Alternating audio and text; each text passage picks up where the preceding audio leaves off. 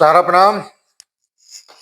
सहारा से जुड़े हुए हमारे सभी कर्तव्योगी साथियों का और करोड़ों निवेशकों का इस बहुत महत्वपूर्ण वीडियो में हार्दिक अभिनंदन, स्वागत है। दोस्तों, आज का ये वीडियो हो सकता है मेरा 10-15 मिनट से ज़्यादा का भी हो जाए, तो कोई हैरानी नहीं होनी चाहिए, क्योंकि बेहद महत्वपूर्ण वीडियो आज का है। और मैं सभी अपने साथियों से ये जरूर निवेदन करना चाहूँगा कि इस बहुत महत्वपूर्ण वीडियो को अपने सभी सोशल साइट पर उसको शेयर किया जाए और अपने सभी ग्रुपों में इसको जरूर डाला जाए, जिससे कि वर्तमान की परिस्थितियों में जो भी सिनेरियो बन रहा है उसको लेकर सभी के भ्रम भ्रांतियां दूर हो सकें। क्योंकि नैतिकता यही बोलती है कि जब संस्थागत कोई दिशा निर्देश कहीं से न मिल पा रहा हो, तो हमेशा विगत दिनों में जहां पर स्टैंड किया हुआ था वहां पर ही खड़ा रहा जाए, क्योंकि अपनी मन मर्जी से आगे बढ़ना खतरनाक हो सकता है। आज के 3-4 पॉइंट के ऊपर हम लोग चर्चा करेंगे, आपके बीच में अपनी बातों को रखेंगे।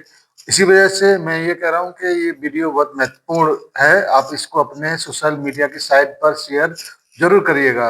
सवाल आपके कई सारे हो सकते हैं, लेकिन उन सारे सवालों को जवाब देने के लिए हमारे मैनेजमेंट वक्त आने पर सामने आकर जरूर देगा। तो आपसे फिर से करबद्ध प्रार्थना है कि आप इसको अपने तमाम निवेशकों तक, तमाम कार्यकर्ताओं तक जरूर पहुंचाएं। सबसे पहला तो मैं आप लोगों को पहला अपना पॉइंट जो मैं रखने जा रहा हूं, उसमें आप लोगों को मैं स्पष्ट कर देना चाहता हूं कि शुरू से लेकर आज तक यथार्थ की तरफ से हमेशा इस बात को कहा गया है कि हम लोग परिस्थितियों के आंकलन को परख कर ही आपके बीच में अपनी बातों को रखते हैं। ये कोई भी बात सुप्रीम कोर्ट के दिशा निर्देश का उल्लंघन नहीं है, संस्थागत दिशा निर्देश का उल्लंघन नहीं है, और न ही सरकारी किसी कार्य में बाधा डालने का प्रयोग है। तो स्पष्ट है कि हम अपने अंदर जो सवाल उमड़ते हैं और जैसी परिस्थितियां बनती हैं, उन परिस्थितियों का आंकलन करके आपके बीच में अपनी बातों को रखने का प्रयास करते हैं। लेकिन वर्तमान में कुछ चीजें कुछ बातें, कुछ माहौल इस तरीके का हो रहा है, उस पर इस बात का स्पष्टीकरण देना जरूरी है। आपको मैं ये बताना चाहूंगा कि पिछले 1-2 वीडियो में मैंने अपनी बातों में शाह जी, जो कन्हई शाह जी हैं, उनको सपोर्ट करने का बात कहा था, लेकिन काफी सारे लोगों का मेरे पास मैसेज आया उसके बारे में स्पष्टीकरण देने के लिए। तो मैं आपको ये स्पष्ट कर देना चाहता हूं कि मैं हर उस चीज का सपोर्ट करूंगा जो संस्था हित, कार्यकर्ता हित और जमाकर्ता हित में है।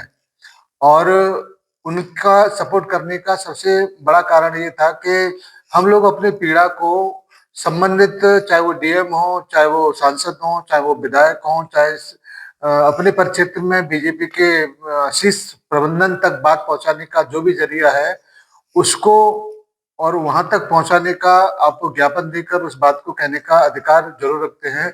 लेकिन उसमें काफी सारी बातें, उनके द्वारा जो ज्ञापन दिया गया उसमें काफी सारी बातें संस्था के विरोध, या कह लीजिए उससे संस्था के मत से वो स्पष्ट सहमत दिखाई नहीं दे रहे हैं। तो मैं कहना चाहूंगा कि मैं उनसे अब बिल्कुल सहमत नहीं हूँ।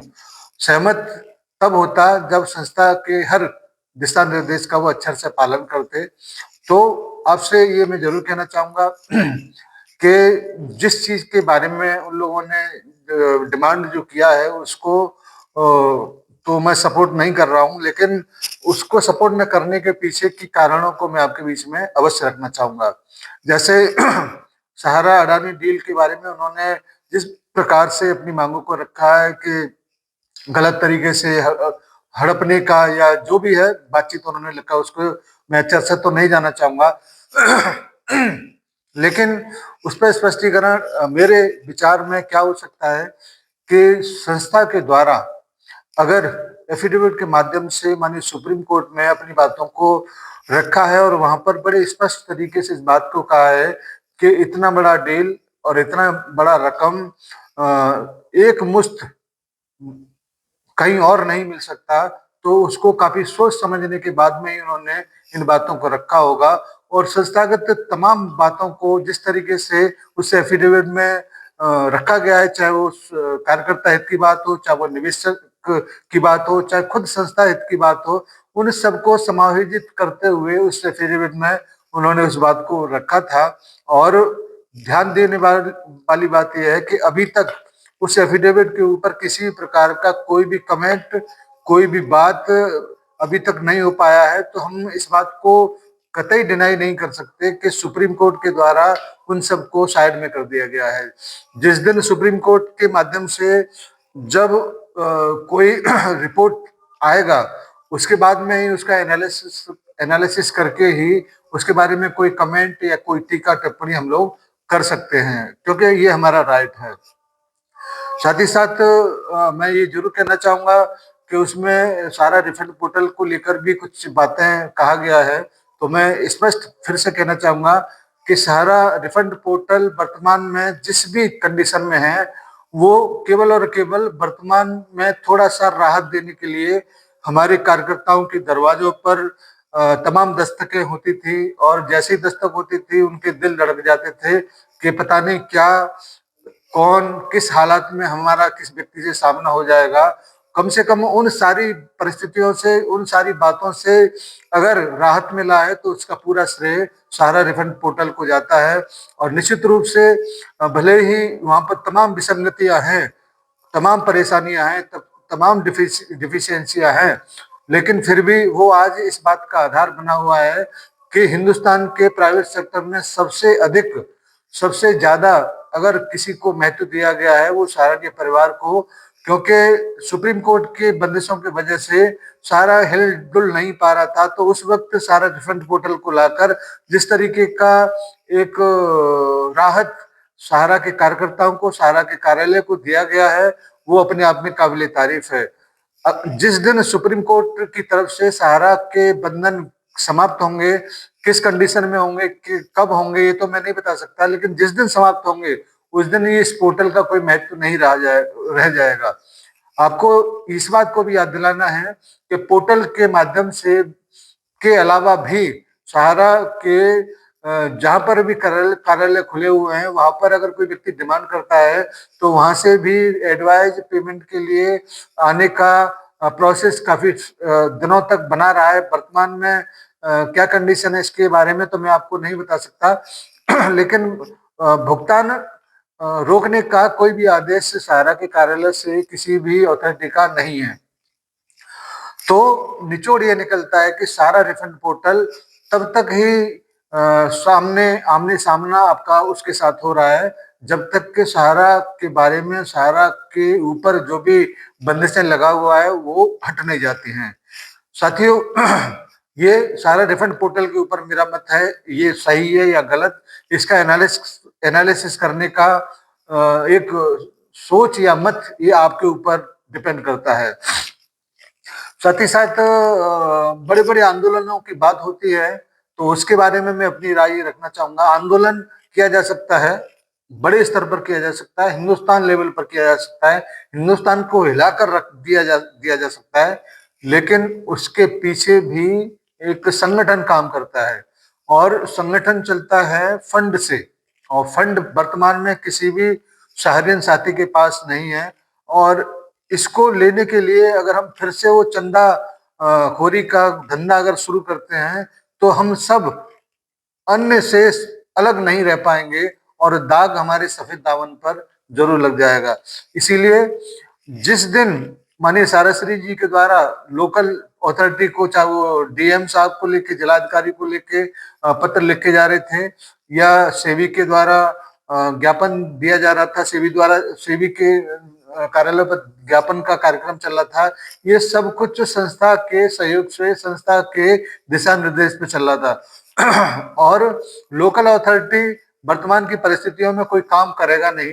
हाँ, हम लोग अपने ताकत को जरूर आजमा सकते हैं, अपनी तसल्ली कर सकते हैं कि हमारे साथ कौन है, हमारे साथ कितने लोग खड़े हैं। इसको लेकर बाकायदा मैंने कई सारे वीडियो में इस बात को बोला है कि बड़े काम को करने से पहले हम लोग छोटे स्तर पर अपनी ताकत को आजमा लें और संस्थागत तौर तरीके से संस्था हित में, कार्यकर्ता हित में और जमाकर्ता हित में ही अपनी बातों को रखें। कहीं से इस प्रकार से माहौल डेवलप न किया जाए कि हम लोग संस्था के विरोध में जाके खड़े हो जाएं। साथियों, ये काफी महत्वपूर्ण बातचीत आपके बीच में मैंने रखा है और इस बात को मैं स्पष्ट कर देना चाहता हूं कि हम लोग फील्ड के कार्यकर्ताओं के जो भी कैडर थे सर्वोच्च कैडर पर हैं, जबकि कन्हई शाह एफई कैडर पे, फील्ड एग्जीक्यूटिव कैडर पे हैं, तो वो शायद अपनी भावनाओं में बहकर इन सारी चीजों को आपके बीच में रख गए हैं। साथ ही साथ इस बात को मैं जरूर कहना चाहूंगा कि किसी व्यक्ति को अपनी बात को कहने से पहले संस्था के द्वारा किए जा रहे जो कुछ भी कार्यक्रम है उसमें हस्तक्षेप करने का कोई राइट नहीं बनता। हम लोग अपनी बातों को कहने से पहले काफी तरीके से तोल मोल करने के बाद में आपके समक्ष सारी बातों को रखते हैं। किसी को अच्छा लगता है नहीं लगता है ये मायने नहीं रखता, क्योंकि अच्छा तो पेमेंट हो जाएगा तभी लगेगा और ये तभी मुमकिन है जब सहारा के बारे में सुप्रीम कोर्ट स्वतंत्र तरीके से अपनी बातों को सहारा को रखने योग्य बना दे। तो मैं आपसे ये जरूर निवेदन करना चाहूंगा, हाँ विलंब है, इसमें कोई दो राय नहीं है, सुप्रीम कोर्ट से भी सुनवाई नहीं हो रहा है, इसमें कोई दो राय नहीं है, लेकिन आप इसको समझिए। दोबारा से मैं आपके बीच में इस बात को रखना चाहूंगा कि जब पिछली हेयरिंग में केंद्र को जो भी इसमें प्रॉपर्टी में विसंगतियां थी उनको दूर करने का आदेश दिया गया, उस पर स्पष्टीकरण देने का आदेश किया गया है, तो इसका विलंब का कारण ये कारण भी हो सकता है कि उसमें कार्रवाइयां चल रहा हो, उसमें जो भी अवरोध है वो काम चल रहा हो और जैसे ही इन सारी चीजों से उभर के मामला बिल्कुल सुप्रीम कोर्ट के पटल पर रखा जाएगा तो एकदम पाक साफ स्पष्ट दिशा निर्देश सहारा को भी मिलेंगे, सरकार की तरफ से जो भी दिशा निर्देश दिया गया होगा उसके एवज में और अडानी ग्रुप को भी मिलेंगे। तो कहने का अर्थ ये है कि जो कुछ भी सहारा के मैनेजमेंट के द्वारा डिसीजन अगर लिया गया है उसमें तमाम कानून विदों के सलाह मशवरे के बाद, तमाम रियल एस्टेट के एक्सपर्ट के सलाह मशवरा के बाद, तमाम प्रॉपर्टी वैल्यूएशन के एक्सपर्ट के सलाह मशवरा के बाद ही लिया गया होगा और हम अपने संकुचित दायरे में, जितना हम लोग जानते हैं वो संकुचित दायरा है, जबकि संस्था को चलाने वाले लोग, उनके बीच में जितने भी विद्वान बैठे हुए हैं वो लोग बहुत व्यापक स्तर पर सोच रखने वाले लोग हैं। इसीलिए हमारा ये नैतिक कर्तव्य बनता है कि हम अपनी संस्था के साथ बराबर खड़े हों, जिससे उन सभी लोगों के बातों को खंडित किया जा सके जो संस्था के विरोध में है या उससे सहमत नहीं है। तो मैं आप लोगों से ये जरूर कहना चाहूंगा कि जो भी कुछ मैंने आप लोगों के बीच में अपनी बातों को रखा है वो तमाम लोगों से बात करने के बाद, एनालिसिस करने के बाद रखा है और किसी भी प्रकार से ऐसे किसी भी व्यक्ति का सहयोग करने का कोई राइट, कोई मतलब ही नहीं बनता। तो हम लोग संस्था के हमेशा से वफादार और समर्पित कार्यकर्ता हैं। हाँ ये जरूर है कि मिस्टर कन्हई शाह जी ने जिस प्रकार से लोगों के मनोबल को बनाए रखा है वो काबिल तारीफ है, वहां तक हम लोग उनका साथ और सहयोग देते रहे हैं और आज जब बात संस्था के अंगेस्ट में जाने का हुआ है तो वहां पर इन सारी बातों का खंडन करते हैं। धन्यवाद और उम्मीद करते हैं कि आप इस बेहद महत्वपूर्ण वीडियो को अपने साथियों तक, अपने कार्यकर्ताओं तक अवश्य पहुंचाएंगे, जिससे कि वर्तमान में जो कुछ भी माहौल बन रहा है उस माहौल से उन सभी लोगों को थोड़ा सा स्पष्ट दिशा की तरफ लेके जाया जा सके। धन्यवाद सभी को, सादर सारा प्रणाम। अपने निवेशक साथियों से जरूर कहेंगे जब तक सुप्रीम कोर्ट के सुनवाई या आदेश नहीं आ जाते तब तक तकलीफ थोड़ा जो भी है उस तकलीफ को सहन करना पड़ेगा और ये हमारे अपने हाथ में नहीं है कि उस दुख तकलीफ को दूर किया जा सके। धन्यवाद सभी को, थोड़ा सा वेट करिए, सुप्रीम कोर्ट जब भी हमारी और आपकी तकलीफ को सुनने को बैठेगा तो निश्चित रूप से आपके समाधान बिल्कुल एकदम 100% होंगे। धन्यवाद सभी को, सादर सारा प्रणाम, जय हिंद। शुरुआत तो ये पूरी कहानी 2005 से हुई। एक बड़ी लंबी कहानी, लंबी मतलब शॉर्ट में। अगर हम गलत नहीं हैं तो वो आपका पत्र जो आपने राष्ट्रपति उस वक्त के लिखा था, क्या ये वही कहानी है? कुछ अभी वो नई एक बात ना ही शुरू करो तो अच्छा है। अभी ऐसे ही बहुत कुछ है, लड़ाई चल रही है, वो एक नया फ्रंट ओपन हो जाएगा, कभी उस बात को भी हम सामने लाएंगे।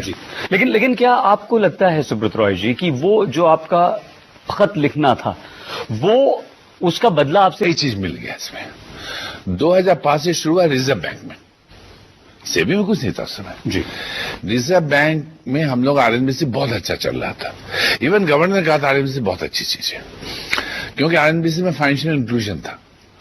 हम लोग गरीब लोग, मतलब बहुत अच्छा योजना था, बहुत अच्छी तरह चल रही थी। 2008 में लाके इन लोगों ने हमें बड़ा गलत तरीके से, एकदम फिल्मी तरीके से प्रोहिबिशन ऑर्डर डाल दिया।